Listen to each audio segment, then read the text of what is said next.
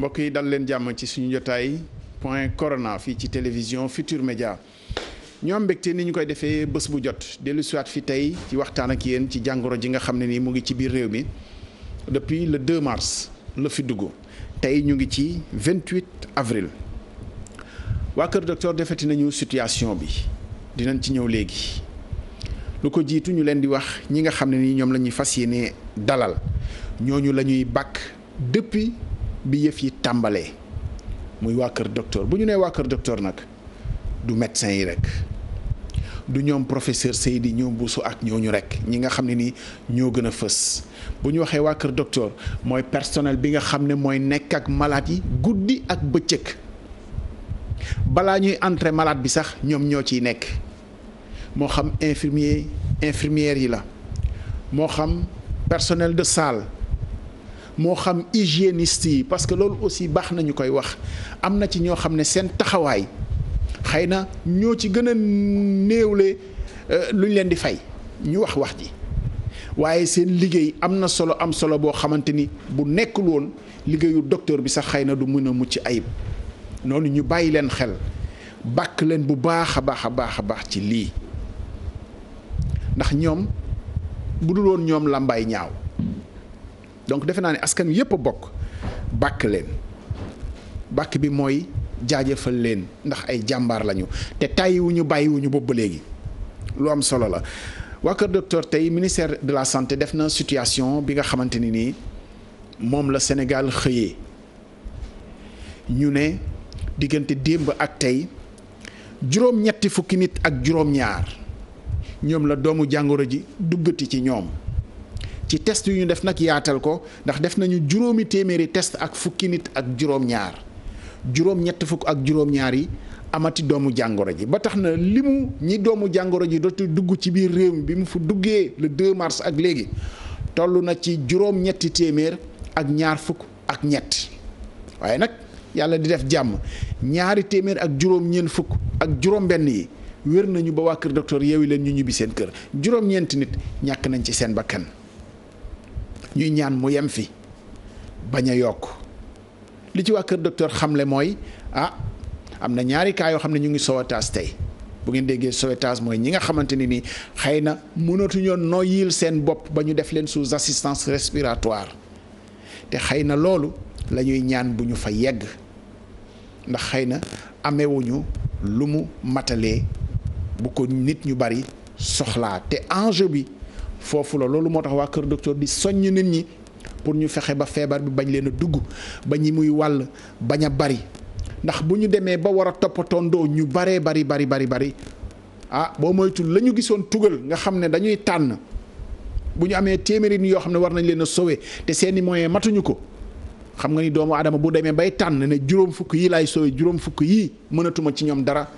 xam ne du suñu jikko du suñu aada du sax aadawu kenn benn réew waaye nag loolu la ñuy ñaan yàlla ñu bañ cee yegg ñoo am mbégte di fi dalal tey wax dëgg fa yàlla personnel sanitaire bi ci pas médecins yi nga xam ne ni ñu ngi leen di gis ñu nekk ci débat public bi depuis lors ñoo am mbégte tey di fi dalal mbayeen la nag loolu moo yàq affaire yi waaye nag ñu ne ko bismillah rek moom Ismaïla Mbaye Ismaïla yow yaa jiite association des infirmiers et infirmières du Sénégal. ni ma ko waxee am nañu wàllu wu rëy ci xeex bi dalal jàmm Ismaïla. jaajëf en tout cas Cissé bi malheureusement ba may ñëw indaalewu ma dara mais di remercier groupe bi yëpp remercier en tout cas say techniciens ak ñi nga nekk yëpp di si jiital kilifa gi di am mbégte en tout cas répondre sa invitation bi. di leen jaajëfal yéen seen bopp yéen journalistes yi nga xamante ni yéen tamit yéen a ngi ci biir xeex bi parce que yéen a ngi relayer information bi di jaajëfal en tout cas personnel de santé bi ñëpp ñi nga xamante ne ñi ngi ci front bi te yi leen jiite mooy ministère de la santé di ci dox en tout cas jéego bu baax mais particulièrement di rendre hommage ñi nga xamante ne ñoo nekk en première ligne te bu ma koy wax mooy le personnel infirmier et obstétrical infirmier diplômé d'état bi sage-femme bi ñi nga xamante ne balaa nga ne naam rek ñoom la ñoo nekk ci kanam donc tey jii di leen jaajëfal lool di leen rendre hommage di wax ni ñoo ngi seen wet en tout cas di leen accompagner parce que si biir loolu même bu dul dara population bi en tout cas ñu ngi leen di jaajëfal bu dul loolu ñu ngi leen di accompagner mooy force de défense et de sécurité yi donc ginnaaw en tout cas loolu am na seen ginnaaw il faudrait que en tout cas ñu dolliwaat seen taxawaay en tout cas pour mun a taxaw population bi di profiter de l'occasion aussi di jàll en tout cas suñu mbokk yu fi jógee ginnaaw feebar bi di leen ñaanal yàlla xaar leen àjjana suuf sedd seen kaw en tout cas yàlla yokk leen yoolu ñaan donc comme ni nga ko waxee en tout cas ñoo ngi fii te duñu tere béy suñu waar di faire face en tout cas ak situation bi ñu nekkee mais ak suñu kéem kàttan di am yaakaar ni aussi si biir loolu dinañ gis suñu taxawaay parce que léeg-léeg dañuy wax ni c'est un personnel dans l'ombre mooy ñi nga xamante ne ñi ngi si biir mais si ginnaaw la ñu féetee te nit ñi duñu leen gis te seen liggéey bu ñu ko defal comme ni mu ko waree tey jii xëy na ñu nekk si kaw duñu jaajëfal kenn te je pense bien que bu ñuy dem ba si biir dinañ wone pourquoi ñu wax loolu parce que démontré nañu wax ni ñoom ñooy pivot bi bu ñuy wax pivot mooy ñi nga xamante ne boo toogee ci chaise nii walla lii la téye chaise bi ñoom ñoo fa nekk donc di leen jaajëfalwaat di leen wax ni daal en tout cas ñoo ngi fi ñoo ngi faire face te ñaan yàlla en tout cas jëlee fi feebar bi mbas bi en tout cas yàlla muccal ñu doomu aadama yëpp. Ismaïla Baye président association nationale des infirmiers et infirmières du Sénégal waxtaan wi li ko sabab dafa di personnel médical soo ko amee aussi xëy na ñooy wattu nit ñi ñooy taxaw nit ñi waaye nag ay nit lañu balaa dara ay nit lañu te feebar bi tànnul ñu muy dugg tànnul ki nga xamante ni nii mooy wattu ñeneen ñi tànnul ka nga xam ne nii moom sax moo feebar ba wér ba feebar bi duggaat ko ndax gis nañu ko donc feebar bi tànnul ku muy dal bu ma waxee loolu mooy personnel médical bi feebar bi mën na leen a dugg te gis nañu ko ci yeneeni réew personnel médical bi ci boppam ba dem ba seeni ñoñ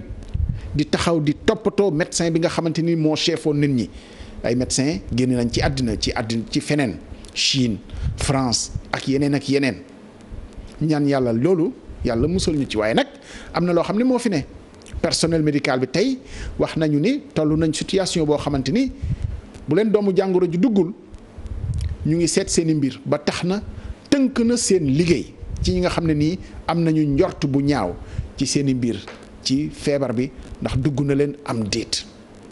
loolu moo tax ñu woote waxtaan wi tey ndax ñoom bu dul dara ñoom lañu war a njëkk a wattu bu ñu leen wattoo ñu mën ñoo wattu ñun ñii nga xamante ni wax dëgg fa yàlla waa kër docteur xamuñu ci lu bari feebar dem kër docteur ñu faj la ñu xam Ismaïla bu ma dellu siwaatee pour balaa ñuy xóot sax ci waxtaan bi ñan ñooy personnel médical bi nga xam ne nii feebar bi da leen di mobiliser du médecin ki nga xam ne mooy chef service maladie infectieuse bu ñu jëlee centre bi gën a mag ci réew mi muy hôpital Fann di centre sax bu ñu taxawal ci njëlbeen benn boobu la woon situation bi dem na ba ñu yaatal ko chaîne bi ñan ñoo ci ne pour ñu xam rôle ku ne du médecin au personnel le plus bi nekk ci suuf a suuf mën naa wax hygiéniste yi parce que dañ leen di fàtte te seen rôle c'est essentiel ci xeex bi. waaw si c'est heureusement que tey jii nit ñi dinañ dem ba xam ni personnel boobu chaîne la parce que si kaw tey jii bu ñu wax santé médicale la ñu wax te bu ñu wax médical maladie bi la. te bu ñu wax maladie bi c'est-à-dire feebar bi donc kiy aar feebar kiy faj feebar mooy médecin bi. donc ginnaaw unité de coordination bi nga xamante ne peut-être administration moo ko yor mooy ministère de la santé boo ñëwee ci service yi donc médecin ba moo fa nekk mais médecin bi dafay am ñu ko wër mooy xëy na yeneen naataangoom yeneen médecin yu ko wër mais à part loolu nag ci lay infirmier bi di ñëwee parce que médecin bi bu fekkee ni moom day faj feebar infirmier bi day taxawu di jël en charge lépp li nga xamante ne feebar bi moo ko indi ci malade bi comme ni ñu koy waxee ndax garab gii ñu ma jox garab gi médecin bi bindal malade bi nan laa mën a def ba joxe ko ci anam yu ñu ko tuddee nan laa mën a def ba bu ma ko joxee ma xool ndax jaar na yoon walla jaaru yoon nan laa mën a def ba xool ndax tolère malade bi bu ko naanee du ko def dara amul leneen loo xamante ne moo ci law est-ce que malade bi mi ngi lekk est-ce que malade bi mi ngi toog toogaay bu rafet est-ce que malade bi tëddam jekk na est-ce que laal beeg yu demee noonu yooyu yëpp en tout cas infirmier bi day ñëw foofu te ginnaaw loolu aussi même bu ñëwee foofu day wax médecin bi fan la anam yi toll ci wàllu constante ci mooy yaramu malade bi nu mu demee. donc infirmier baa ngi fa. ci ginnaaw ci infirmier bi beneen naataangoo mën na fa nekk bu fekkee ni gynécologue la sage-femme baa ngi fa. kooku tamit noonu lay demee comme infirmier nu muy demee en tout cas ci wàllu gynéco ñu dem après infirmier bi moom aussi am na yeneen naataangoom infirmier yu fa nekk assistant infirmier diplômé d'état baa ngi fa. aide infirmier baa ngi fa.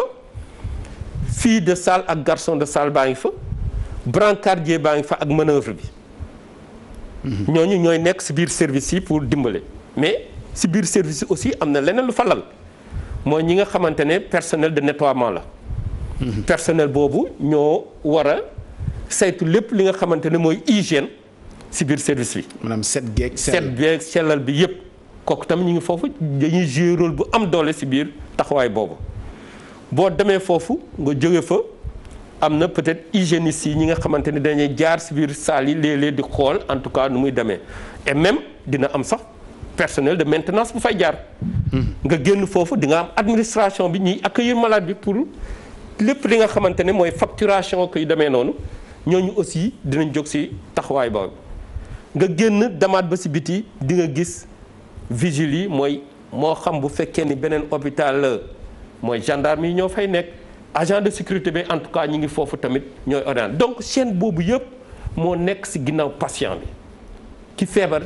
ci ginnaawam loolu ñooñu ñëpp mën nañ ko laal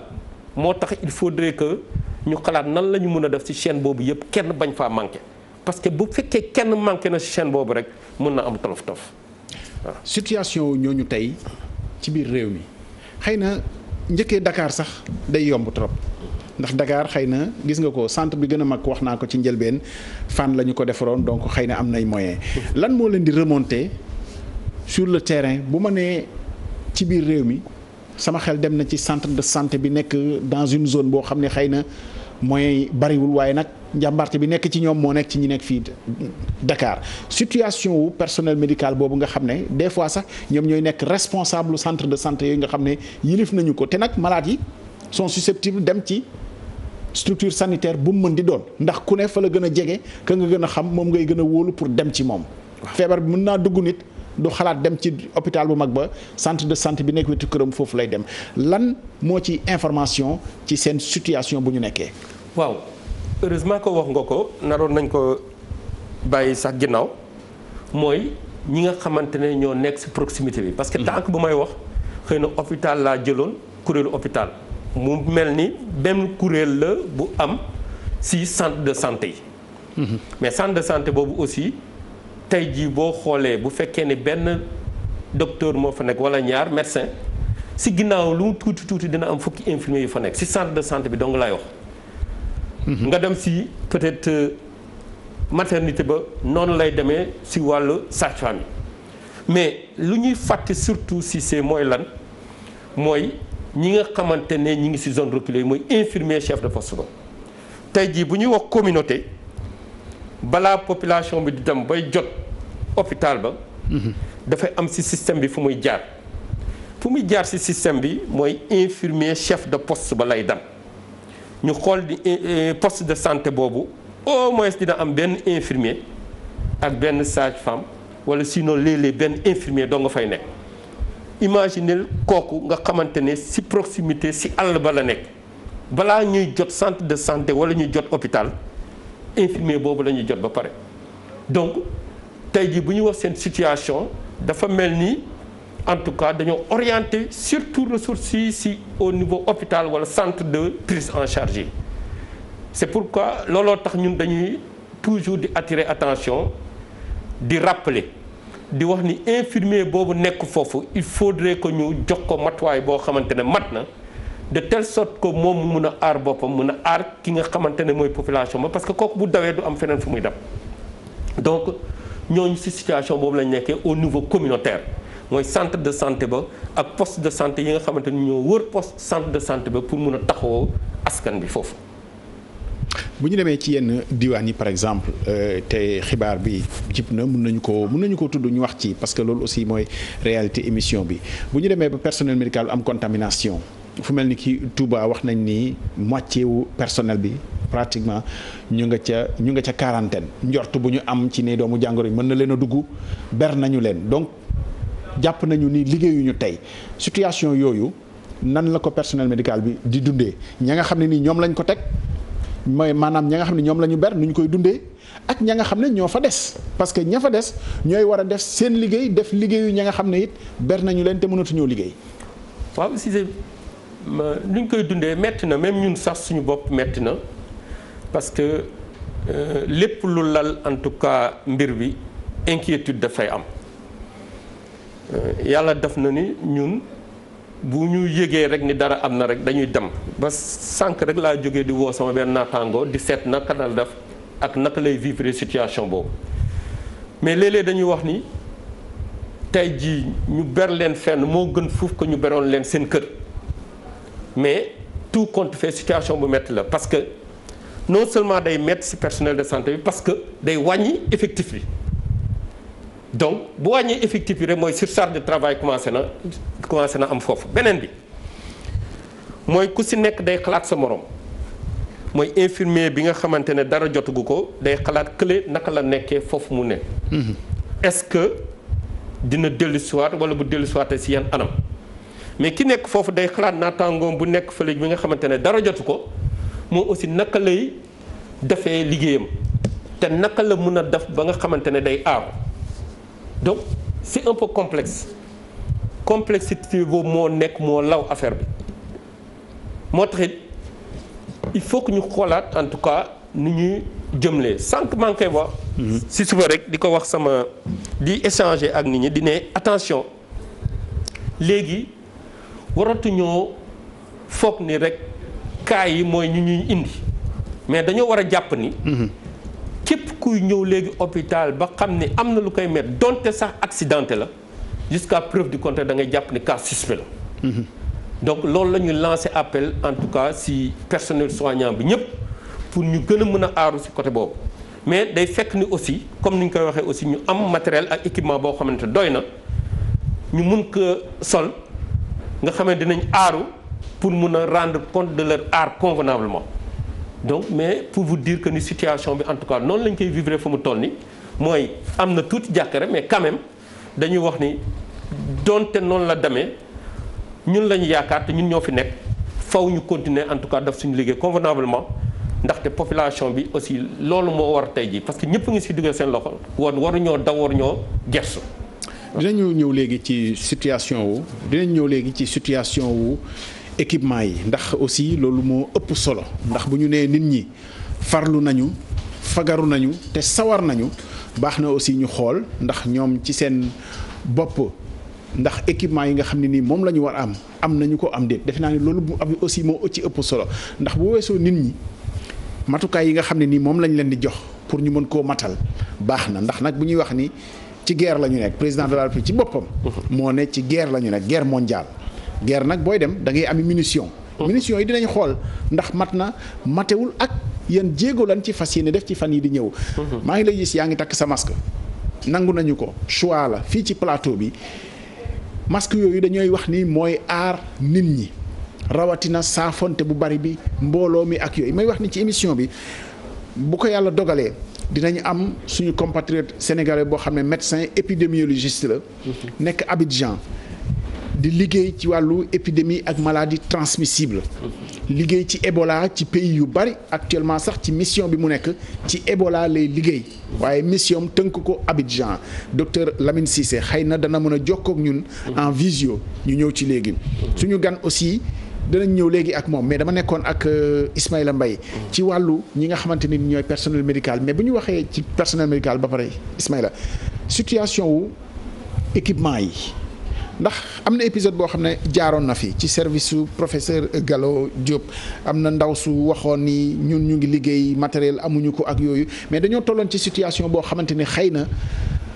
unité bi ñëpp jàpp ci xàccandoo tóorandoo ci loolu la ñu nekkoon. mais tey gannaaw feebar bi dem na law na gis nga ña nga am xam ne ay individu lañ sax moomal seen bopp seeni stock masque ya ñu amoon defe naa ni njortuñu woon ni feebar bi dina yàggee nii tey stock ya rës na. ci wàllu planification ci état bi yéen jàpp ngeen nii la nga xam ne moom lañ leen war a aaree muy masque yi blouse yi ak yooyu ñu ngi koy matal ba léegi bu matul it naka la personnel di adapté woo. waaw si c'est xam nga loolu wax nañ ko même au niveau international xam nañ ni dara matul. dara matul heureusement que en tout cas jot nañu information suñu njiit yi di wax ni en tout cas centre yi. matériel bu fa nekk matadina de telle sorte que mën nañu def seen liggéey convenablement. mais ñun jot nañu information comme quoi que ni am na lu des même bu fekkee ni am na fu ñu def matériel c'est encore insuffisant. insuffisance boobu nit ñi ñoo ngi koy woote di ñu ko wax moo tax dañ toujours ñuy continuer di wax attention attention te je pense bien que depuis ba ñu commencé en tout cas di ñëw ci plateau yi ñun attiré woon nañ attention waxaan benn affaire. ni si wàllu dispositif yi ñuy jël yi il faudrait que ñu inscrire benn stratégie buy wone ni est-ce que matériel bi am na fan la amul pour autorités yi mun a am information à temps réel ñu bañ a am personnel boo xamante ne day jékki-jékki rek génn daalewu jooytu parce que loolu bu amee moi je me rappelle bien ba ñu gisee loolu ñu partagé ñu ko. man dama woote directement ma ne attention kooku cri de cœur la wax pour lancer alerte pour appel woote wallu la kon kooku kenn waru ko def dara. lu ñu war a def mooy ñu bàyyi ko xel ne est-ce que à partir de là est-ce que ñeneen ñi noonu la ñu mel wala déet. surtout bi nga xamante ne feebar bi ñëw na ba ñuy wax ni transmission issue de la communauté. donc loolu bu amee xamatuñu kan ak kan donc laaj na tey jii structure de santé bu nekk au Sénégal war nañ fa disposer en tout cas matériel bi nga xamante ne nit ñi mun nañoo taxaw aar seen bopp mun a aar malade bi mun a jël en charge malade bi convenablement donc situation bi en tout cas mi ngi fii nekk na fi xëy na benn côté bi am na mais mun nañu wax ni en tout cas toujours comme au niveau international c'est encore insuffisant donc adaptation nag moo am parce que bu ñuy wax adaptation tey gis nañu nit ñaa ngi liggéey xëy na kooku doon walla gis nañ ko en tout cas ci réseaux sociaux yi amuloon matériel mais taxaw na ci biir service am la nekkoon mooy lan le minimum bu fa nekk ci loolu lay mën a adapté wu en tout cas pour faire le travail convenablement adaptation boobu mooy lan xëy na am na disposition minimum que ce soit bi fi nekk moom ngay dem mais bu ñu wax transmission tey jii wax nañu masque kooku bu amulee masque aarul boppam. masque yëpp est-ce que mat na fu nekk dem na fu nekk. est-ce que gel su may dégg sa wax nga ne su amulee masque aarul boppam moom du est-ce que moom mooy est-ce que moom la ñu war a considérer mooy aar boppam wala dañ ko war a aar moom. du tout xam nga moom jàppuñu ni masque bi moo koy wutal boppam pour ñëw liggéeyi loolu amul ci service yi. loolu amul parce que buñ la jëlee ba teg la en tout cas fi ngay liggéeyee rek autorité bi moo la war a garantir en tout cas say fonctions. parce que service bi en tout cas moo war a mettre à disposition tout ce qu'il faut lépp li nga xamante ne nit ko war naka am pour mun a def liggéeyam convenablement mais bu may wax nag dafa am situation boo xam ne c'est l'individu mooy nit ki maintenant naka la mun a def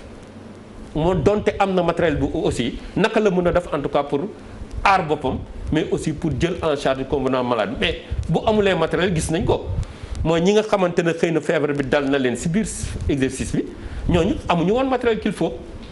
évidence la moo fi nekk parce que tey jii buñ ko amoon ak nu mu demee woon kon ñooñu tey jii xëy na duñu feebar bi du leen laal. Cheikh Seck dalal jàmm. jërëjëf sëñ Ablaye maa ngi lay nuyu Cissé di nuyu sama camarade sama collègue Ismaïla Mbaye président association nationale des infirmiers d'État. di nuyu ñëpp ñi nga xam ni ñooy téléspectateurs yi ñuy seetaan. di nuyu aussi ñi nga xam ni tey jii ñoo nekk au front parce que sànq da nga wax bu am solo da nga ni président de la République dafa nekk ci guerre bu nekkee ci guerre dafa am lu ñuy wax homme de troupe yi nekk au front tey jii malgré nombre bu bëriwul malgré conditions de travail yu bëriwul mais ñi ngi dem seen kemtalaayu kattan parce que dama ne affaire yi nekkatul affaire président de la république nekkul affaire ministre de la santé suñu affaire la ñun nga xam ne ñooy liggéey parce que ñun ñoo jógoon choisir métier bi kenn choisir ko pour ñun donc ñun ñoo choisir pour sauver des vies humaines xëy na sax l'histoire même de la profession infirmière avec Florence Nightingale war na mën a expliquer beaucoup de choses parce que période de guerre la woon mu doon dem di sauver ay vies humaines parce que dafa doon am ay blessés de guerre kenn faju leen woon parce que boobu nit ñi soxla woon nañ ñu jugaat pour mën a protéger donc tey jii bi ñooñu di protéger nekk en guerre bu nu daanoo rek je pense que dina difficile pour nga mën a gagner guerre boobu donc may rendre hommage ñooñu ñi nga xam ne ñoo nekk ci terrain bi à commencer ci suufan ba ci professeur bi bu ma nekk ci suuf mooy noonu la ñuy tàmbalee sax suñu kàddu ndax dañoo tàmbaloon suñu kàddu di wax ni souvent ñii fës ñoom la ñuy gis yaakaar ni ci xew-xew bi ñoom professeur Seydi Bousso ak ñooñu yaakaar ni médecins yi ñooñu rek la waaye bu weesoo médecins yi sax personnel sanitaire bi dem na ba ci hygiéniste yi nga xam ne ni ci situation entre nit ñi war naa sell goo xam ne xam nga du médecin ba moo koy raxas du moo koy nettoyer bu ñu summee yëf ya sax mbalit ma ku koy jël yóbbu ko ñoo ñëpp ci xeex bi lañu te ñooñu waxoon na ñu rendre leen hommage ñu gis seen bopp aussi ci jotaay bi ci émission bi defe naa ni loolu moo nekkoon sa kàddu aussi pour ñu xam ni du médecin bi rek du infirmier bi rek administration bi sax defe naa am nañ ci wàll ñi nga xam ne ñooy administration hospitalière voilà dëgg la parce que aussi dañu nekk ci domaine cadre yu bëri parce que dafa am boo gisee équipe tey jii bu ne Liverpool mi ngi def ay kii xëy na joueur yaa ngi dox mais am na wenn entraîneur bu nekk mooy nga am un bon coach mooy non mais sa exemple baaxul Liverpool moom Sadio Mané rek la non d'accord ba tey jàppee ko noonu mais ku ci nekk am na ci li ngay wax donc ñëpp ci am solo man li may bañ rek du ma wax ni kii amul solo pour man système chaîne la bu ne chaîne la bu benn maillon daggee rek lépp dagg na donc ku ci nekk moo tax ma ne sànq tey jii hôpitaux yi ñun fa la ñu nekk chaque jour man sama service ki xam na ma physiothérapie laay def donc mais sama service du man maay wàcce maladie am na ku nekk ci buntu ba koo xam ni ñaar lañu bu malade bi ñëwee ci taxi ak quel que soit alpha brancardier jël ko brancardier mais xam nga kooku tey jii moom la ñu war a gën a njëkk a sécuriser parce que mooy njëkk a nekk en contact malade boo xam ne jóge na ci biti xamoo ban feebar la am xamul leen xam nga le professeur ou bien man wala keneen fekk na defal nañ malade bi diagnostic ba résultat yi am mais kooku xamu ko te kooku il est obligé quel que soit même bu dee malade bi day kii parce que moom pour moom course contre la montre la parce que malade bu ñuy indi hôpital rek urgence lañ ko indee donc bu ñu ko indee urgence ça veut dire que ni sonn donc moom mi koy wàcce li mu yàkkamte rek mooy dugal ko fi ñu ko xam ni fa lañ ko war a faje donc kooku moo gën a exposé du kooku kese ki nga xam ne tey jii agent de facturation la c'est-à-dire que tey jii malade bi war na fay nit ñëw na jóge na ci zone boo xam ne xëñ na am na feebar boobu parce que am na ñoo xam ne ñu ngi yegg feebar bi nekk seen biir kër gis nañ ko à Touba gis nañ ko à Louga moment bi ñuy yóbbu nit ki fekk feebar na ku la wax ni kooku amul woon malade bu mu téye woon parce que bu muy ñëw wóor na ma ne nee nañ ko demal facturer bu muy dem pour facturer pour ñu jël malade bi agent de facturation baa nga fa xaalis ba mu laal jox na ko bindal na ko bulletin kayit ba échangé nañ kooku lu war ni lu wóor ni kooku aussi amul contact et pourtant demul dikkul xam nga du yem kese tey ji secrétaire médical bi dossier bu am le médecin même avant muy consulter day fekk ni tegal nañ ko dossier yëpp ba pare kan mooy jëli dossier yooyu kan mooy dem archive ñan ñooy travailler ci dossier archive au dossier yëpp am na fu ñu koy centraliser kan nekk ci archive yooyu di téye dossier yi nga xam ne moo koy classé kooku aussi bu jëlul disposition aussi wala protéger wul ko day exposé wu bu weesoo loolu mu ñëw ci infirmier bi nga xam ne tey jii bu brancardier wàccee malade moom la koy tegal ci table constante yëpp moom moo koy jël muy pouls muy tension artérielle lépp moom moo koy jël bu fekkee prélèvement bu nu war a def mooy def prélèvement bi bu dee analyse bu war a ñu ko yóbbu labo moo koy yóbbu labo xam nga donc ba tey am na benn niveau boo xam ne excégul bu kooku weesoo aussi bu demee ci laboratoire ba biologiste moo fa nekk kooku aussi il est exposé comme tout le monde bu dee rajo ñu ne la nit ki am na fracture accident xam nga accident doo yaakaar ni kii sax am na corona mais accident de circulation yéen nañ ko yóbbu ñu ne leen koy defar rajo mais technicien en rajo bi moo koy teg ci table bi defal ko cliché yi. gis nañu d'ailleurs cas contamination hôpital principal. bi nga xamante ni malade ba nga xam ne nii. ci wàll ga jaare na ci moom. ma nga fa woon moom depuis. boobu corona duggagul ci réew mi. te nekkul sax ci service boo xam ne infectieuse la wala leneen ndax accident de circulation moom la defoon. pourtant feebar bi xëy na ci moom la jaare ci visite. ba finalement mu indi li xew hôpital principal. te jotewul dara ak coronavirus. te liy conséquence bi foofu mu ñëw ci kaw FISTEC. xam nga tey aussi damay am beneen point boo xam bëgg naa aussi nit ñi def ci attention. un système de santé du benn maladie lay gérer. il faut que les gens fassent beaucoup attention. et j'avais dit bu nu augmenter les centres de traitement. parce que Ismaïla xam na li may wax parce que def na santé publique. centre de traitement mooy lan. centre de traitement mooy ki nga xam ne am na feebar bi ñu koy yóbbu fan koy fajee. parce que maanaam comme maladie infectieuse bi. ñu ko defee centre de traitement. exactement. c'est-à-dire bu bëree rek ça veut dire que yaa ngi transporter maladie bi.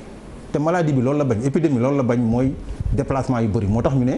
nan def état d'urgence kenn du bouger mais mënoo ñëw tey jii déjà le cas de FISTEC est un exemple patent. bi mu amee pratiquement tout le service. FISTEC service la bu nekk hôpital principal voilà. tout le service dañ ko mettre en quarantaine mettre en quarantaine mooy lan bon c'est vrai que quarantaine duñ la bàyyi parce que bu ñu ne woon dañ def protocole bi ñu waxoon ça veut dire ñëpp dañ leen di jël yóbbu leen hôtel mais bu ñu jëlee ñëpp yóbbu leen hôtel principal tout ce qui est trauma orthopédie neurochirurgie duñu am kenn ku leen faj. oui les gens étaient obligés ñenn ci personnel boobu comme développer wuñu ay signes. ñu ne leen jël leen seen disposition ngeen protéger mais continuer à traiter les malades j'ai crié sur tous les toits ne hôpital Grand Yoff c'est pas parce que dama fa nekkoon dama ragal coronavirus. dafa am yeneen mission yu rëy yoo xam ne da cee nekk. mais les gens dafa mel ni ñoom dañu bëggoon coûte que coûte ñu indi fa ay malades indi nañ fa ay vingtaine de malades day dem ñu koy dégg sax nit ñi di ragal. te loolu dafay am loo xam ne yàq tey jii am na ay parce que corona xam nañ boo xoolee taux de létalité bi. li muy rey. tey jii bu nee 900 ou bien 700 personnes la ay 9 bu dee c'est-à-dire que amuñu sax 1%. ci létalité. mais am na yeneen yoo xam ne tey jii ñun am nañu service d'hémodialyse bu nekk foofu. maladie dialysée yi. on doit les sécuriser parce que ñoom il ne doit pas être exposé. am nañu faiblesse déjà. dañu am seen wàllu wér-gu-yaram. am na service de cardio ñu am ay tension yooyu xam nga. dafa am ay mooy ñi nga xam ne feebar bi yab na leen te bu duggee ci ñoom rek dafay yomb pour mu fi ñu def foofu dafa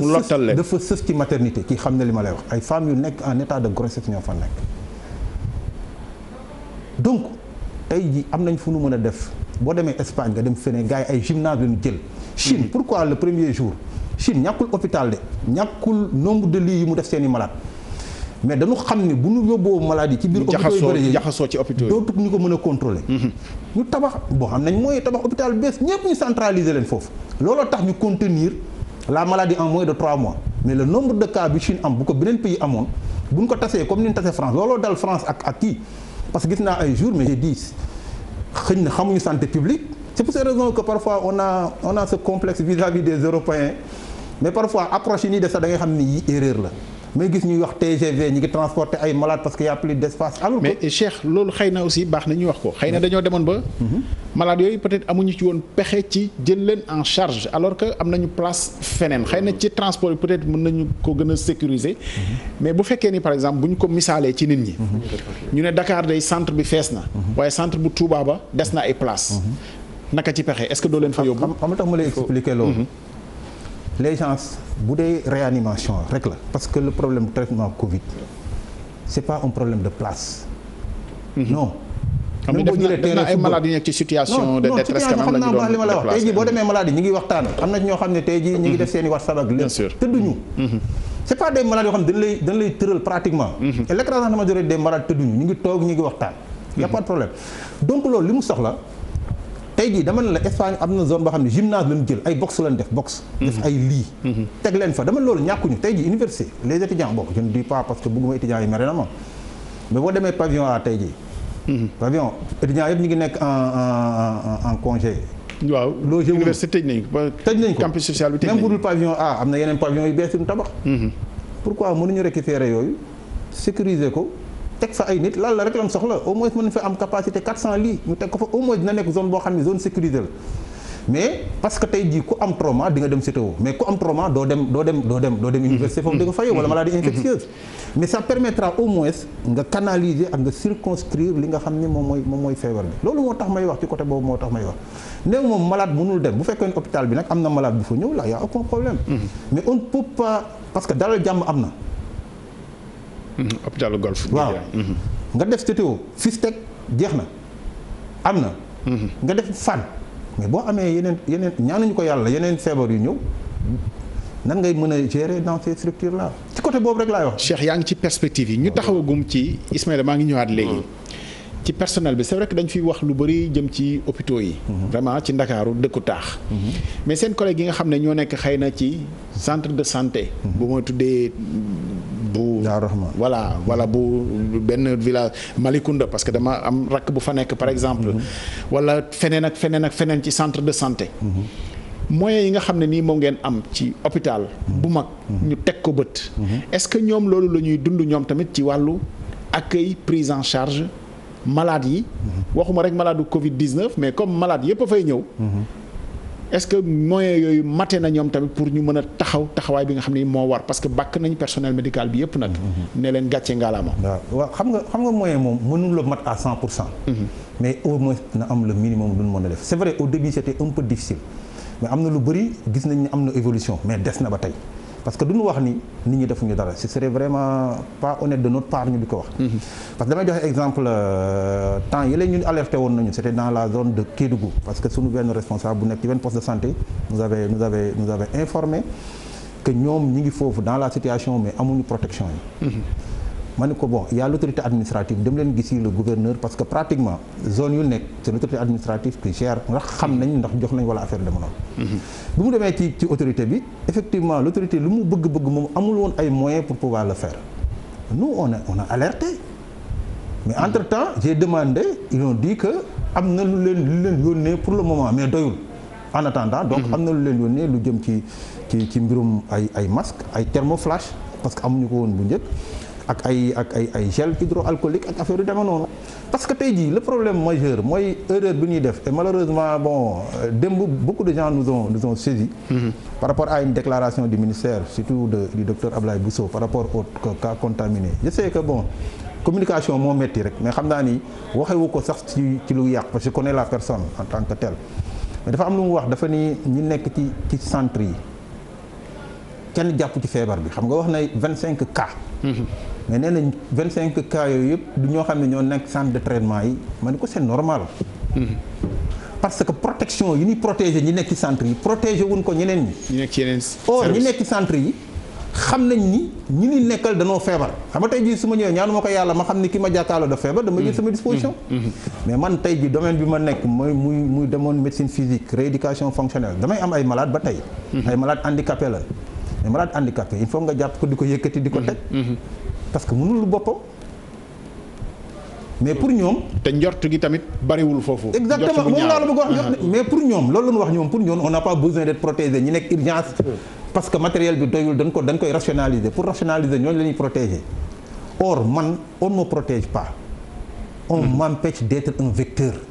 ce que les gens doivent comprendre c'est-à-dire que c'est pas man la ñuy protéger mais dañ may empêcher ma nekk vecteur. parce que ñaata malade laay jël par jour man ça veut dire que bu ma amee benn malade bu ma laal rek su ma ci laalaatee ñeneen te aw ma xelu protéger wu avant may laal beneen malade ça veut dire que maa ngi propager malade donc protéger wuñ ma man mais képp koo xam ne dina jaar ci suma service te nga xam ne man maa ko war a faj kooku la ñuy protéger yemuñ ci loolu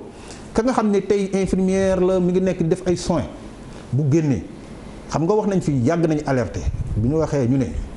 c'est vrai état bi génne na ay milliards nee na 200 milliards pour entreprise yi nee na 51 milliards pour hôtellerie nee na dina même presse bi. dina yokk seen subvention. mais ñun depuis boobu ba tey lan la ñuy demander mais nit ñi mënuñu liggéey jusqu'à cette heure ci gars ñu ngi ci hôpital. parce que hôpital faut continuer la mais nit ñi bu ñu wàccee war a ñibbi Sangalkam amuñu oto principal rek moo fi am ay bus. on a demandé au moins te loolu defe naa bu ñu ko ñaanoon sax ñi nga xam ne ay kii de transport la dinañ mettre à leur disposition hôpital Ogui ñu def fa ay bus yu war a dem ba Sangalkam nga xam ne de benn avantage bi moo di ñooñu duñ tardé seen liggéey. dinañ mën a ñibbi mais aussi. moins exposé. et parce que duñ dugg ci njaganjaay yi. duñ dugg ci car rapide yi bay contact ñeneen wala wala ñooñu di leen wàllu ñuy ñëw di ko yóbbu seen kër. loolu bu ñu koy wax par exemple dañuy def ni pour ñun ñoo tax. mais ñun ñooy les plus grands vecteurs ñi gën a war a mën a wàlle ay doomu aadama moo tax nga gis ñu mu toll nii peut-être yow soloo masque ñun ñu ngi sol masque parce que ñëw ak suñu zèle parce que xam nañ ni ñun suñu wàllu bopp hôpital luñ jóge ku jóge hôpital mu am ñu feebar boobu xam nga xamoo fan leen laale donc tu es obligé de prendre des décisions tey jii dama am problème même su may dugg sama kër billaahi su ma egsee sama doom yi ñoo koy njëkk a accueillir damay woo seen yaay bien avant leen làqal ma xale le temps que mu summeeku bien que dinaa jël sama disposition mais du tax sax man ma wóolu sama bopp. donc nga ñaaw njor daal dafa. exactement moo tax yooyu yëpp day am bon feebar bi nag kenn mun bon. yàlla état d'esprit personnel bi yéen ñaar ñëpp laay jox laaj bi nga Cheikh nga yegg ci. état d'esprit ñi nga xamante ni ñoo nekk en ligne de front. ci ñëpp. médecin bi ba ci hygiéniste bi nga xamante ni mooy sellal état d'esprit bi nu mu toll parce que. ñun dañuy xëy rek toujours di gis feebar baa ngi gën di avancer est-ce que yéen bu ngeen koy dégg. chaque jour ñu ne 60 yokku nañu déggin biñ ci am moom ngeen di am wala yéen saalit moom nekkagoo leen ci. non duñu saalit parce que duñu bett bu ko xam épidémie xam nga yàgg nañu gérer man mi bon nekkoon naa ci zone opérationnelle dans le passé peut-être après la defaat beneen formation pour génn mais j'ai exercé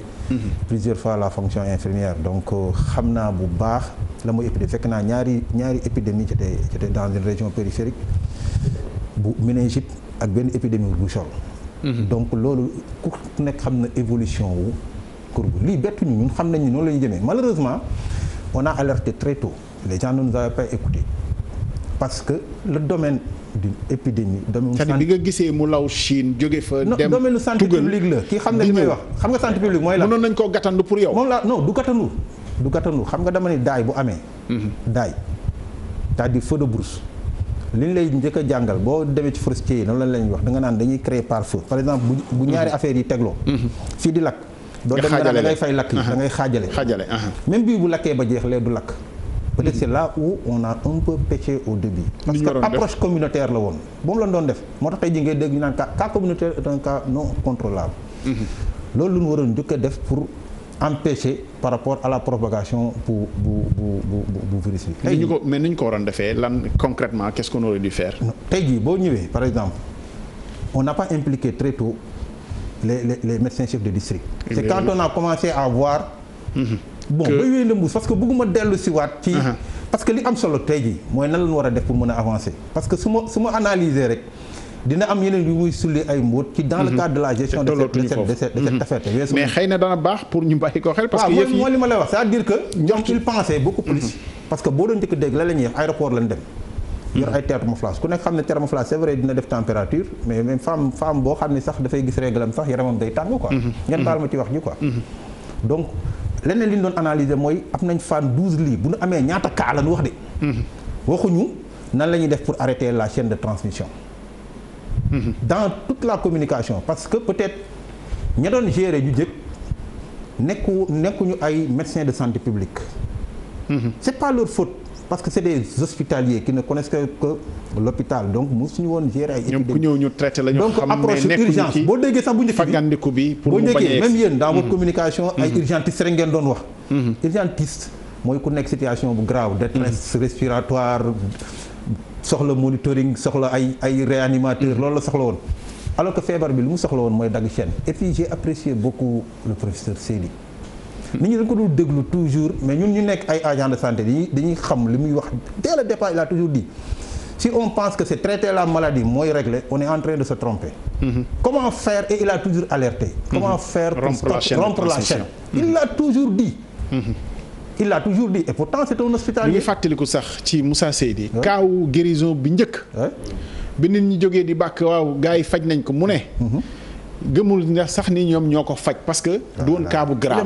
il est modeste nekk kooku def na cycle am. ba virus bi génn ci moom. exactement parce que boobu chloroquine bi sax dugalawuñ ko woon. moom ci boppam jàppoon na ni. xëy na surveillance la ñu gën a def ko faj. parce que virus bi def na cycle am ci nit ki. ba génn du woon cas bu grave. xëy na nit ñi nag ñoo teel a jàpp ni. ku mu dugg rek da lay lottal te boo moytul da nga fay jaaree dee mais gis nañu ni fan yi ñu génn rek. ñu ngi woon ci limu. ñi gi wér. ëppoon ñi yor feebar bi. ci ñeenti fan yu mujj yi. la lim bi inversé waat parce que dañoo élargir test yi. ci état d'esprit personnel bi Ismaïla Mbaye. ci état d'esprit bi. waaw xam nga état d'esprit bi loolu laa lay wax sànq ne la si côté en tout cas personnel de santé yi ñu def confinement ils sont sereins sérénité parce que ñun chaque jour qui passe en tout cas fu ñu déggee ni am na dara dañuy fexe ba di jokkoo ak ñoom. di xool en tout cas nan la ñuy mesurer ni ñu leen mettre en tout cas en isolement. wax naa ko inquiétude am na fekk bu dama ne ils ne sont pas inquiets effectivement inquiétude day am. parce que ay nit lañu ginnaaw dañuy faj ay nit lañu comme nit ñëpp. mais quand même si seen wàllu xam-xam dina leen may ñu dalal seen xel. dalal seen xel mooy lan parce que xam nañu am na durée boo xamante ne moom lañ leen saytu te au fur et à mesure qu'on avance aussi dañ leen di jëlal seen deret pour xool ndax am nañ ko la amul. ñi ko am ñu ngi suivre traitement yi normalement mais ñi ko amul aussi ñi ngi toog di xaar di xalaat seen mbokk yi ñu nekk seen ginnaaw mais aussi seen naataango yu nekk sur le front du jeu. inquiétude am na mais quand même sérénité aussi mi ngi fa parce que xam nañ ni ñoom donc aussi nekkuñu fa. parce que ñoom ak population yi ki surtout dafa am loo xamante ni aussi dafa am solo xam ak ku xamul. mais kii xam mooy gën a dooleel en tout cas kii xamul mooy lan entre population bi dong ak infirmier ba. infirmier bi am na si as tuut lu mu si xam te alors que population bi xamul si bu fekkee nag population moo dem ba dal di xaar di dégg ko pour mun a wér wala pour ñu seet ndax moom cas la wala du cas à plus forte raison infirmier ba. maintenant inquiétude boobu nag mun nañ ko gën a tasser. en quoi faisant mooy ñu dooleel leen. dooleel bi mooy matériel bu ñu wax il faudrait que ñu mettre ko à disposition. ñun ñëpp xam nañ ni mënul matériel à 100%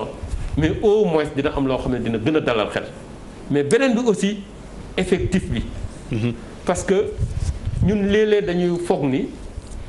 bu ñu fa nekkulee rek mun na am tolof-tolof alors parce que dañuy foog ne bu ma fa nekkulee sama malade ba nu muy def. donc loolee lan xëy nga yaakaar na ne am na keneen koo xamante ni mi ngi foofu naru jël malade bi donc effectif boobu il faut aussi ñu dooleel ko parce que bu ñu ko doolee dina tax xelu nit ñëpp mën a dal te kële feebar wala feebarul sax mais ku ñu mettre en isolement xelam dina mën a dal parce que dina xam ne moom ginnaawam. am na ñu fa nekk quoi di doxal convenablement donc loolu moo fi nekk. mais quand même jusque là en tout cas ñi ngi dalal mais il faut que nag ñu def loo xamante ne moom arrêté fii arrêt boobu nag. il faut li sabab suñu jotaay tey mooy wax ci personnel médical bi. personnel sanitaire bi yëpp. parce que feebar bi bu wëlbati ko ba dem ci ñoom xëy na su baree dootul am kuy toppatoo ji malade yi li xew nag xewoon na feneen. parce que pays feebar bi traversé yëpp. contaminé na fa ay personnel médical am na ci ñoo xam ne mucc nañ am na ñoo xam ne ñàkk nañu seen bakkan mais aussi gis nañu personnel médical yoo xam ne feebar bi dugg na leen. situation bi imposé leen wala sax ñu am choix wu continuer di liggéey Sénégal est-ce que toll nañu foofu ci koo xam ne nii jàpp nañ ni sax dugg na la waaye nga continuer ñoom disposition yoo xam ne matal nañu ko ba booy continuer di liggéey risque pour wàlle. du am waaye yow tamit dinañ la toppatoo ci sa wàllu gërëm parce que Cheikh wax na léegi. te c'est important feebar bi du ko mu dugg rek da lay lottal.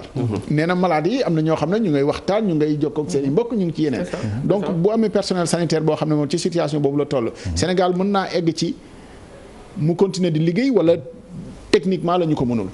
si mën na continuer di liggéey en Europe pratiquement beaucoup de gens qui étaient tombés malades ont continué à travailler ci seen service yi. et la plupart même ñi ngay wax ni danoo feebar. jëloon nañ seen disposition ñu ci bëri sonoon nañu ay tenue ak ay masques mais gis nga ni ñu débordé woo. en Espagne da nga daan gis sax ci couloir yi ñu leen tëral. gis nga bu débordement amee maa ngi lay wax sànq brancard kii bu urgence amee dootul chercher sax pour protéger boppam. li muy sauver nit ki moo koy intéressé. tey boo fekkee woon accident mu am nit daanu doo xool sax da ngay jéem a yëngu. loolu moo dal personnel santé parce que xam nga pareen saa yi di nga toll foo xam ni sa xol ngay liggéeyee kër dootoo sax xalaat sa bopp parce que gis nga ku la gën a souffrir gis nga bi nu pare beaucoup été épuisé. gis nga moment bi ñuy wàcc yeneen équipe bi di war a ñëw am na ñoo xam ne gis naa leen sax dañoo tëdd ci couloir yi di nelaw donc bu ñuy summeeku ci la ñu ci bëri ci lañ contaminé seen bopp parce que ils n'ont pas pris le soin. parce que peut-être sama jàpp nañu jeex na. exactement non bu ñu génnee sax xam nga ñu ngi woon ci biir salle bi. salle bi yëpp dafa contaminé wu. mais par exemple bu may summeeku tey jii masque bi am naa lu ma ko war a summeeku. xëy na moom yàkkamti na rek jàpp na loxoom daal di kii jàpp loxoom ci masque bi directement or que masque bi même bu la dee protégé day fixé ay germes. bu fixé ay germes yi ci biir yow xam nga boo laalee sa loxo boo koy dindi nii laal nga gants yi boo koy dindi. mën nga laal foo xam ne suyee na sa yaram. bien sûr nga dem mar nga ndox daal di immédiatement fekk benn ndox sax de temps ñun sax daf ñuy arrivé par exemple dans nos services doo am toujours le temps nga am réflexe pour mën a jël say dispositions donc loolu aussi dafay moom mooy indi des situations yoo xam ni duñu mën a am protection pour pouvoir le faire. Ismaïla waaw au moins man damay wax ni yeggaguñu foofu pour le moment yeggaguñu foofu parce que yàlla dafa def jusqu'à présent ñun suñuy malade yëpp am nañ centre yu ñu leen yóbbu te fu mu toll noonu centre yooyu ñooy continuer di gérer ñaanuñu ko yàlla centre yooyu jusqu'à présent ñooy gérer malade yi donc personnel bi ñu fa yóbbu ñu ngi continuer di def seen liggéey convenablement mais bu dépassement amoon foofu la ñuy waxee ne maintenant est-ce que ku dem ba am feebar bi war na mën a taxawu keneen ki nga xamante dafa am feebar bi wax nañ ko parce que jokkalante bi la feebar bi nu muy lawoo mooy lan man mi ngi sama yaram ma jox la ko nga laal sa bopp mu dem sa yaram donc chaîne de transmission boobu man bu fekkee ne aar naa sama loxo par exemple déjà am na lu ma wàññi ma aaraat sama kanam am na lu ma wàññi kon normalement dafay mel ni rek nga solal nit ki camisole lu nekkoon si moom mënatul génn. donc bu fekkee ne lekk si moom mënatul génn donc mun na dem taxawu nattaangoom convenablement donte si xam-xam la moo tax moom jàng na lool pour mun a taxaw kooku donc fu mu toll nii yegg guñu foofu wax ji kay mooy naka la ñu mun a def ba gën a aar personnel ñu bañ a toll si situation boobu parce que benn bi il faut ñu régler problème bi au niveau population mais beneen bi il faudrait que aussi ñu renforcer personnel boobu ñu xool yan mesure la ñu jël wala yan stratégie ñooñu gën a mën a aaru pour ñu bañ a wàññeeku parce que boo gisee ñeneen ñi doon def loolu parce que dañoo amatuñu woon personnel nga feebar bi tërul la ñu yaakaar ne mën nga ñëw taxaw da ngay taxaw parce que tey jii boo xoolee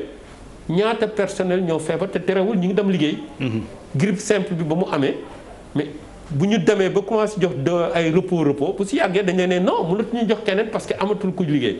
aar leen seen bopp ngeen continuer ñëw def seen liggéey donc je pense que xëy na yegg guñu foofu te buñ ko fay demee ba fay yegg ñaan ñu ko yàlla lépp lu koy lal mooy des procédures et des protocoles. parce que aussi loolu am na solo aussi ñu koy fàttaliku mooy bu dara amee dañuy teg ay tëril. ay ligne de conduite yi nga xamante dañ leen ne boo jaaree fii. naam mën na am doo feebar comme tey ji ñu waxee population bi ay ligne de conduite. ligne de conduite mooy def leen ni bu ngeen sàmmoon teg loolu feebar bi du leen dal c'est la même chose nag la ñuy def si wàllu kër docteur ay ligne de conduite lañ leen di jox ne jaar leen fii Cheikh mi ngi koy wax léegi parce que temps Ebola bi dañ ko doon wax. tey jii boo xoolee temps Ebola personnel bu gënoon a am gàllankoor ñu gënoon a ëpp lu dese si infirmier la woon. te effectivement. te ba ñu saytoo lu tax ñu amoon feebar bi mooy ba ñu doon dem summi seen matériel. def nañu seen liggéey convenablement def lépp ba aaru mais malheureusement bu ñu dem bay tekki. ñu laal seen loxo yu amoon yi ñu laal matériel bi ñu contaminé wu. donc souillure boobu mooy tax loolu am donc de ce fait il faudrait que ñu mun a am matériel man toujours foofu laay dellu soit tey ñu ngi jot benn correspondance bu conseil international des infirmiers. dañu ñaaxaat parce que dañuy lëkkaloog association yi ak infirmiers yu monde yépp dañuy ñaax yan taxawaay la ñuy jox ñu ñuy wax ni xam nañ ne fu mu toll ni ci coronavirus bi bu demee ci àdduna bi yépp lu toll téeméeri infirmier affaire bi dal na leen. te ñu ci am na ci ñoo xamante dañoo wàññeeku ñuy rendre ñooñu hommage daal di ñaaxaat gouvernement bi autorité yépp la ñuy ñaax nee leen. il faudrait que convenablement nécessairement ñu mettre à disposition heureusement que centre yi kenn lorowu fa mais au-delà de centre parce que ñëpp a ngi fépp fu mu toll ni donc ñooñu dañ leen war a aaraat convenablement pour ñu mun a taxaw askan bi sinon bés bu ñu ko defulee en tout cas bu fekkee am na lu wàññeeku si ñooñu loolu nga wax foofu la ñuy jëm mooy lan ñu dem ba amatuñu personnel recruter wuñu renforcer wuñu boo amulee personnel ñu fi nekk bu fekkee ne mën nañu taxaw askan bi dañ leen jox matuwaayu mat ñu mën a taxawu askan bi comme naa parce que looloo fi mën a am. waaw yéen ñuy dund feebar bi xam réalité feebar bi dëggantaan laaj bi dafa jëm ci seen gis-gis ci seen askan. c'est-à-dire yéen ñiy dund feebar bi gis li muy def gis aussi ni Cheikh junjee sànq xam épidémie lu muy def ak système wàllinu Covid 19 bi bu ngeen gisee seen askan mel ni ñu dundul feebar bi. ñoo xam ne danañ leen soññ sax pour ñu toog seen kër waaye ñu ngay nekk ci biti di gàlla yaabe yi nekk ci saafonte bi nekk ci c'est-à-dire yéen ban gis-gis ngeen di am ci ñooñu. tiit encore man bés bu nekk bu ma génnee dafa mel ni bu ma génnee sama kër dañ may wax ne xoolal nit ñi ni ñuy def léeg-léeg damay arrêté sama oto ne saa waay doo soxlaat sama. comme gis kenn ku defar masque ba pare bàyyi ko muy lang. nga continuer di dox sa dox convenablement. loolu daf ñuy gën a tiital parce que dañuy looloo gën a tax ñuy ne ñun de fu ñuy jëm nii en tout cas baaxul parce que ñu ngi wax ak nit ñi di leen ñaax mais dafa mel ni ñun suñu bopp lañ koy defar alors que ñoom la donc tiitaange boobu lañ si am fu mu toll nii di xool suñuy askan ba léegi ni ñu waroon a jóg taxaw dafuñu ko ba léegi. On se demande ndax li ñu leen wax dégguñu ko wala gisuñu seen bopp si mbir bi. wala lan la en fin de compte parce que man damay wax ni balaa ngay ne naam nga ne fa dëgg la nit ñi dinañ xiif nit ñi dinañ jóg dem wuti mais am na fu ñuy toll boo waree dem wuti te fi ngay wutee fekkoo fa kenn nooy def. am na fi ñuy toll yow fi ngay dem di daan seen doole boo demee foofu fekk foofu tëj nooy def. gis nañ ko situation wu yenn commerçant yi ñuy continuer di ubbi waaye gisatuñu nit. mais loolu moo fi am yenn marché yi dem nañu ba jamono kenn ñëwatul donc finalement. la ngay jaay ak la ngay xatraay pour ubbi du ko jar. donc il faut que ñu déglu même bu dul dara sax man bu fekkee ne gëmuma la yow si c'est gëmuma Cheikh mais ma gëm sama bopp. ak bi ma mën a ànd ak nit ki mooy lan nee nañ ma naa aar sama bopp pour kële. man bu ma bëggul aar sama bopp mais au moins naa def li ñu ma war sant ndax ma aar kële nekk sama kanam parce que ñaari yëf la yow bu fekkee da nga bëgg a xaru. mais Ismaïla xam nga ku aarul boppam moom mënoo séntu ci moom sax mu bàyyee xel ni waaw xam nga noonu lañ koy mën a waxee si pour mun a rek pour mun a bokk xalaat kay ci côté boobu bien sûr loolu la quoi. Cheikh ci point boobu rapidement ñu ñëw nag ci perspective yi xool situation bi fu mu fekk Sénégal ci wàllu wér-gu-yaram fu mu ko waroon fekk ci bu ñu xoolee recommandation ak yi ngeen xam ne yàgg ngeen koo xeex ak it bu ñu ci jógee vraiment ci lan la ñu war a dem parce que programme de résilience économique et sociale bi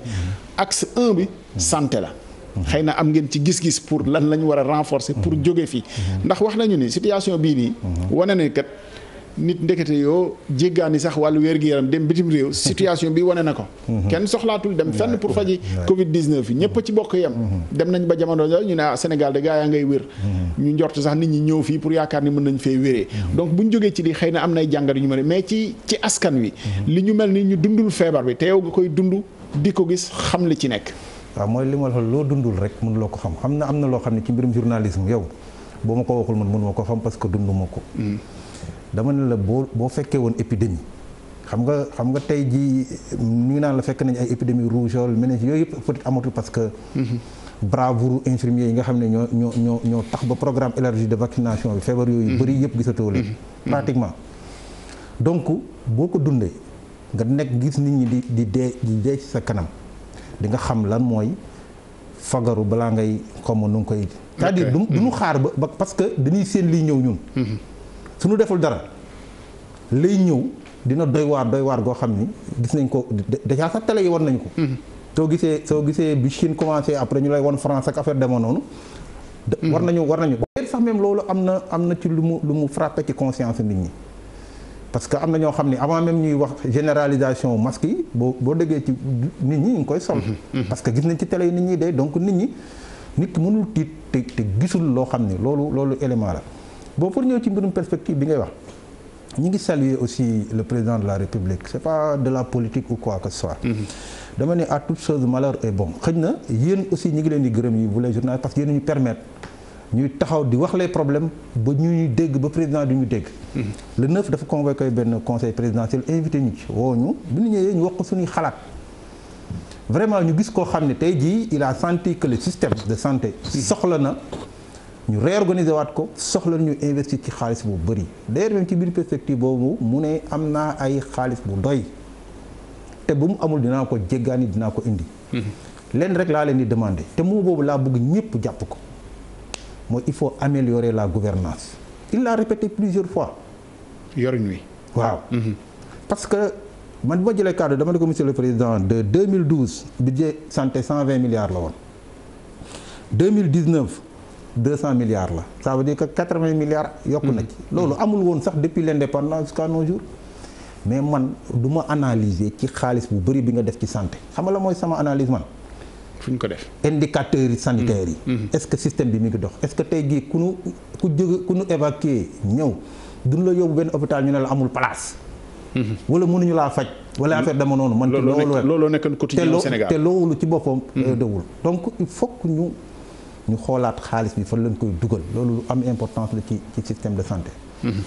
ñu wooñu defaat nañ ci ñaari réunion ba sànq rek maa ngi doon discuter ak certains ñi nga xam ne ñooy coordonné parce que ñu ngi travailler ci li ñuy wax plan stratégique de développement du secteur de la santé pour 5 prochaines années yi. ñun bind nañ ci suñu xalaat xëy na après dañ ko partagé ak yéen def nañ ci benn document boo xam ni peut-être pour le moment 15 pages la parce que grande ligne yi rek lañ def mais war nañ ko approfondir pour wax ci domaine amul benn domaine bu nu bàyyi ci hôpitaux yi lan lañ soxla mais dafa am élément bu fondamental Ismaïla wax na ko léegi. mooy le personnel bi nga xam ne tey jii ñoom ñooy def les soins mooy le personnel infirmier bi. personnel boobu dafa tumuranke d'une façon parce que à une certaine période gars yi dañ doon def ay recrutement yoo xam ni parce que dañ lay jox 1000 postes budgétaires demoon nañ sax ba dañu am quota li may wax lu wóor la c'est-à-dire recrutement ministère de la santé chaque ministère da nga ci am quota donc à la place des médecins des infirmiers et des sages-femmes dañuy recruter di personnel boo xam ni soxlawuñ ko woon. tey jii su ma nee la am nañ 140 000 fonctionnaires si 140 000 fonctionnaires yooyu enseignants yi ñoo ci ëpp nekk nañ 97 000 xam nga ñaata agent de santé ñoo fa nekk. 8 000 fonctionnaires laa wax de. fonction publique sénégalaise agent de santé tout corps confondu nag laa la wax de. est-ce que c'est extrêmement grave. c'est-à-dire mënoo wax ni dama bëgg am couverture maladie universelle yow mi nga xam ne yaa war a recruter du personnel. tu ne recrutes pas au même moment. il y a plus de 10 000 infirmiers yoo xam plus de des milliers d'infirmiers je parle de 10 000 yoo xam ni parce que déficit bi ñu am 10 000 la mu wax. ci côté boobu mais xëy na amuñu 10 000 am na ñoo xam ne ñi ngi bakkaneel keroog benn infirmier dañ doon waxtaan mu ne ma depuis 10 ans ñu ngi may defal contrat comme ni ñu doon defal volontaire ak vacataire mu ngi ci système bi chaque année Cobra truc chaque année di liggéeyal état bi waaye 10 ans te responsable la 10 ans. te bu retraité or volontaires yeeg vacataires yi. volontaires yeeg vacataires yi. 4 ans lañ def ñu utal leen corps d'accueil.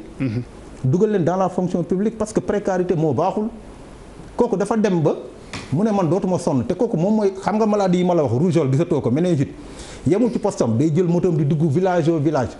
parce que nit ñi amuñu habitude di dem dispensaire donc dans la brousse yow yaa leen di fekk si dem vacciner leen. kooku tey jii bu ne am nañ taux de couverture vaccinale ba ay. yenn feebar yi feeñatul moom la mais kooku kenn recruté wu ko 10 ans kooku chaque année mu dégg ni am na ci famille politiciens yooyu seen i doom wala seen i jarbaat yoo xam ni jànguñu nga baal ma ci wax ji. xamuñu luy santé ji dugal leen ci système bi fees fi dell. tey ci biir fonction publique ci 8 000 yooyu ma lay wax keroog dama recensé benn rapport ANSD gis naa ci presque lu ëpp junni nit yoo xam ni mënoo loon defal benn qualification bu wóor boo xam ne ñun soxla nañ ko dans le secteur de la santé.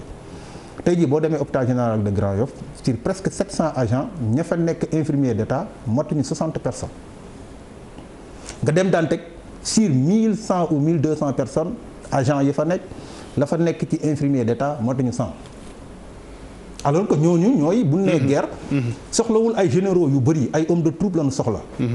parce que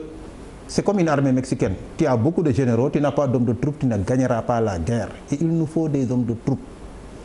li gën a graaw moo di xam nga wax naa ay spécialités yu bëri. muy néphro xam nga temps yi dialyse bi mi ngi def ay ravage laajal kii ñaari at a ngi ni ubbiwuñu concours pour les techniciens en néphro ñi nga xam ne ñooy def dialyse. ren aussi ubbeegunu ba tey. anesthésie réanimation mooy ñi nga xam ne ñooy nelawal maladie yi bu ñu leen di opérer. ci centre d'obstétrico d'urgence yi nekk ci région yëpp pratiquement ñoo nekk ci bloc opératoire ubbiwuñu concours depuis 3 ans. domaine yi ñuy def ñu en kinésie amul ci côté boobu. kinésie yi ñuy def ay rééducation ubbiwuñu concours ophtalmo biologie ubbiwuñu concours li gën a graaw nekkul foofu infirmier d'état ci xam na NDCS mooy école bi gën a mag bi former infirmier d'état fii ci Sénégal. première année xam nga ñaata étudiants ñoo fa nekk à l'heure actuelle. boo xam ne gouvernement bi moo ko joxee pour ñu former leen juróomi nit. juróomi nit la ñuy former. 5 personnes te ñooñu dans 3 ans 5 personnes te chaque année mu am 50 yu nekk à la retraite ou bien 100 yu nekk à la retraite wala ñu changer fonction parce que président waxuñu ko. li ngeen ko wax noonu am na ci dégg-dégg. non dégg na ko am ngeen ci njort le président fu mu toll nii man de ka ma dégg keroog parce que am na information yu mu joxe. yoo xam ne avant ñu koy wax na ko parce que man li ma gën a neex ci moom moo di bu mu njëkkee jël parole dafa ni man maa demandé ñu boole leen ci waxtaan bi. xam naa lu tax ma demandé ñu boole leen ci waxtaan bi xëy na am na lu tax. am na lu ñu ko leeral lu ñu ko expliqué te man yaakaar ni ki ma dégg keroog. yéenay dund système bi sax exactement comprendre na ko. il veut bien faire maintenant nag dañ tellu ci contexte boo xam ne du contexte tam dëm. du contexte règlement de compte. waaw bu yëpp jeexee exactement te kilifa la te xam naa ne am na loo xam ne xam na ko te li ko intéressé mooy ñu weesu fii te defe naa ne bu ñu weesoo fii te dama koy ñaan ni ko le président fu mu toll nii vous êtes le président de la république xëy na li nga amoon ci ay mandat jeex na xam nga lu ñuy xaar kaw mooy bu sa mandat jeexee ñu gis résultat bu rëy boo xam ne yaa ko fi liggéey te occasion la tey jii système de santé bi mu jël en compte ñi nga xam ne tey jii ñooy système bi tenir en compte le plan de carrière des agents. parce que nit ki aussi li ko gën a mën a frustré moo di ñu yaakaar ni moom donc kenn rek moo am plan de carrière. tey jii les infirmiers yi ñuy wax ñun premier docteur en soins infirmiers yi njëkk a ñëw Sénégal c'est vers les années 80. kii xam na. mais su fekkee da nga dem tey jii sa dëkk ñu bloqué la nga génn même dem jànge ji ñëw sa diplôme boo ñëwee mën nañu la reclasser dans la fonction publique mais ñooñu amuñu benn avantage statutaire. ça fait partie des spécialistes yi ma leen wax yooyu yëpp ku ci nekk am na sa plan de carrière na ñu permettre ñooñu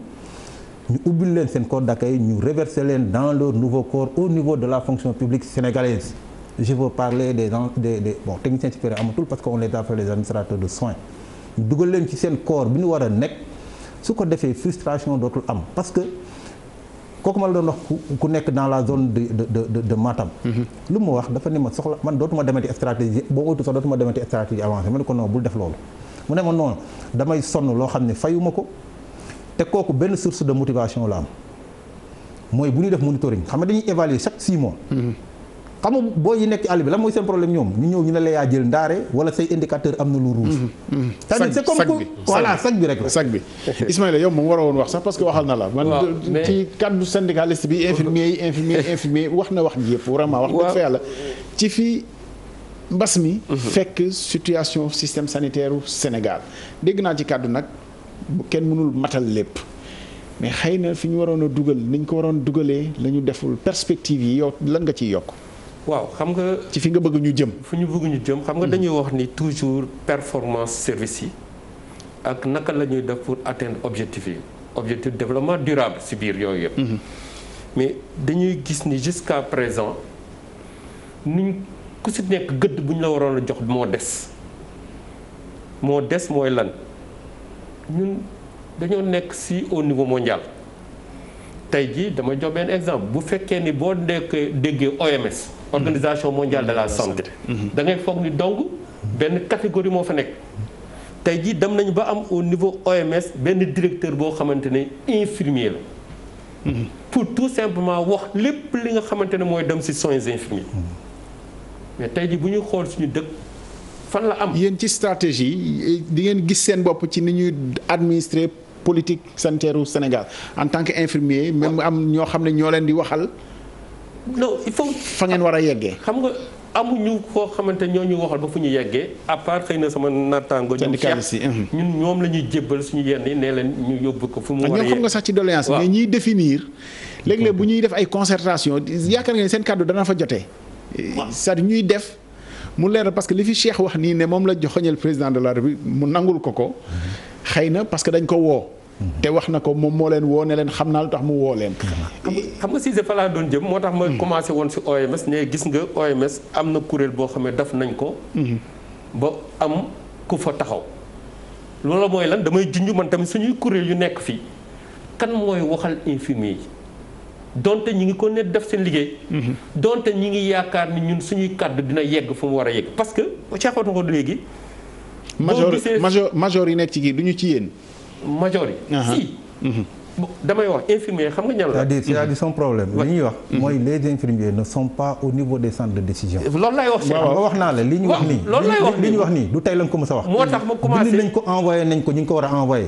mais ñu nekk ñu fa ñuy jëlee décision loolu problème moo tax ma commencé woon loolu. ne OMS donte am nañ ko tey. tey jii boo xoolee ñun amuñu fenn fu ñu ko amee ñeneen ñooy wax suñuy place.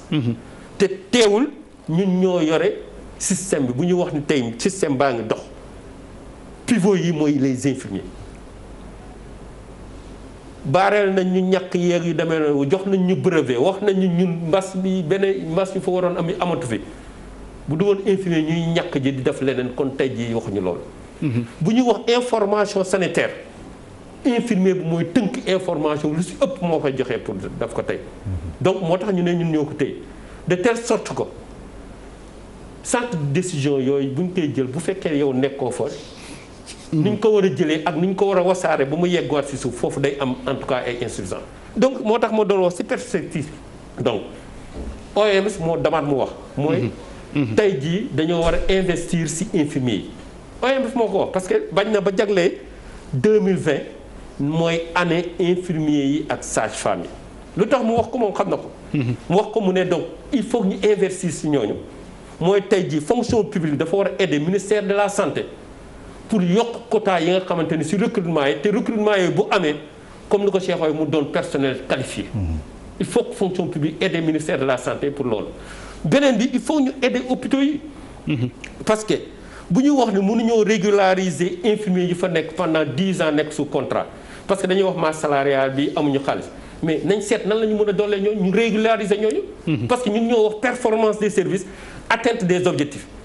donc bu fekkee da ngaa bëgg a atteindre des objectifs bëgg performance kon nit ñooñu nga jël da nga leen war a jox seen gëdd convenablement pour ñu mën a def liggéey bi comme nu mu ko waree. mais aussi beneen bi rendre accessible comment nous devons faire pour li nga xamante ne c'est au niveau communautaire ñu jagleel ko communauté bi. mooy tey jii am nañ lu bëri loo xamante wax nañ ko transmission issue de la communauté yi demee noonu. nañ doolelaat au niveau poste de santé infirmier yi ñu seet nan la ñuy def pour mun leen. accompagner en tout cas pour ñu mën a renforcer davantage communauté bi si affaire feebar yi demee na parce que depuis 2012 ñun waxoon nañ ko. ne à la coli aline feebar yi day yokk waxuñu mbas de. mais feebar yi ñooy yokk parce que population yi ñooy yokk parce que population yi ñoo ay besoins te parce que aussi ni ñuy dundee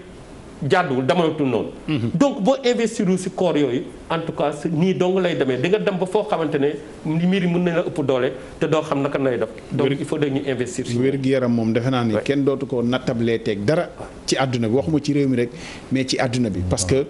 économie àdduna bi musul taxawee nii lu ne nag jaar na fi.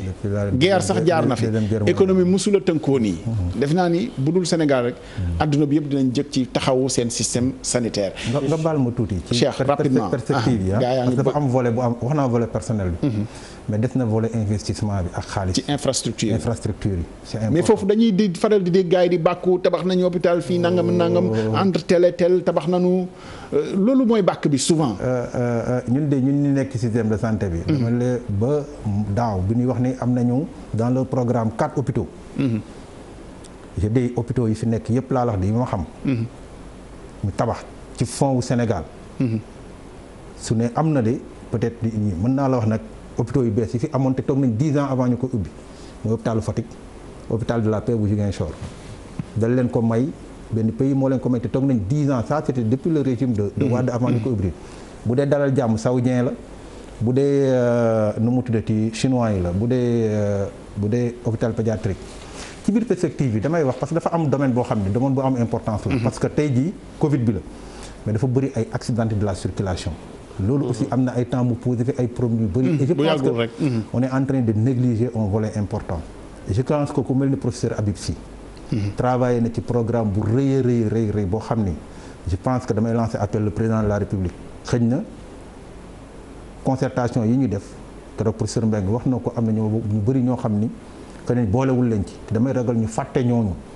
parce que dama koy wax toujours man su mu fekkoon ni man tolloon naa président ku koy xelal pour Diamniadio duñ fa def hôpital pédiatrique centre de traumatologie ak centre de réadaptation fonctionnelle lañ koy def beneen bi ci financement yi nga baal ma président keroog aussi dafa am doléance bu ñu ko posé mu nangul ñu ko parce que dañ ni ko hôpitaux yi leen di problème mooy bor yi ñu amee te état moo ëpp ci li mu ko yoreel. ma jox ko exemple hôpital Grand Yoff bu Idrissa Pouye. ne ko état yoreel na ko 4 milliards. ak principal CMU bi. exactement ak gis nañu ko fi. mais ñu gis ko xam ne aussi vraiment bi ñu ko waxee ci immédiatement bi la interpellé le ministre du budget. ne ko bëgg naa nga rembourser ni ko ndax am na xaalis. Le ministre du budget lui-même a dit séance tenante après. ne ko 35 milliards la am na xaalis pour rembourser lépp. ministre du budget bis bu ne amuñu xaalis non jël na décision. loolu moom dañuy saluer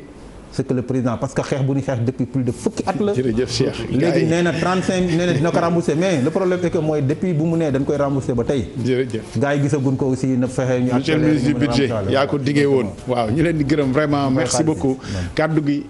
Ismaïla gars yi fi mu toll nii moom. waaw ñu delloowaat ko ñi nga xam ne ñooy personnel sanitaire bi yëpp. ci hygiéniste bi ba ci docteur bi nga xam ne ni mooy bind ordonnance bi. pour faj mën a am. gàcce ngaalaamal nañ leen bu dul woon yéen lambaay ñaaw en tout cas Sénégal yëpp xam nañ seen taxawaay. personnel sanitaire bi bàkk nañ leen bàkkati leen. ñu gën a góorgóor waaye askan wi it sax ci moytu feebar bi di dugg parce que aussi bu boobaa ñii nga xam ne ñoo war a wattu nit ñi peut-être que dina la leen dépasser. ñu góorgóorlu ci mesure barrières yi gën cee sax man sax sans masque dama koy defaat nii léegi. gars yi ñoom waaw man lañ doon wattu man it maa ngi leen di wattu waaw ma takkaat ko. jaajëf suba incha allah point corona ci 16h30. merci. jërëjëf.